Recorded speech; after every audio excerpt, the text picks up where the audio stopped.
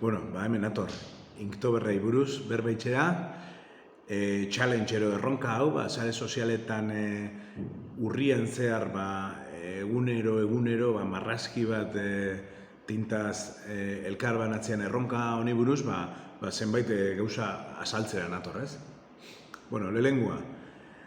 Erronka hau, oindala urtiak atzera, Jake Parkerrek sortu zebanetik, gaur egunera asko garatu da, eta Euskal Herrixan inkurria, traolarekin, ezauna itxen dabil sare sozialetan. Badago ilustratzaile eta marrazkilari komunidade bat, sare sozialetan elkar banatzen duguna geure marrazkisak eta geure ilustrazioak urrian zehar. Eta inkurria traola jartzen dugu. Hashtag Inktoberrez gain, Euskal Herrixan inkurria. Eta euskararekin lotura dauka, ilustrazioakin moduan, eta gaitegi bat urrian zeharreko eguneko marraztu beharreko gaitegia baita euskeratu indugu.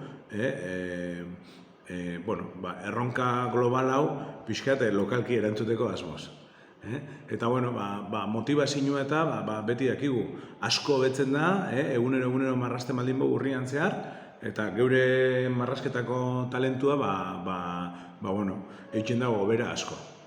Orduan, animatzia jendea nahi, parte hartzera inkurria hontan, Penintzula mailan Espainian tintubre esaten dana, eta mundu mailan globalki ingelesko Inktober Challenge bezala ezautzen da honta, parte hartzea, gonbidatzen zaituztet. Hori da gana. Eskerrik asko, eta gustatzen baldin bajatzue, suskribidu.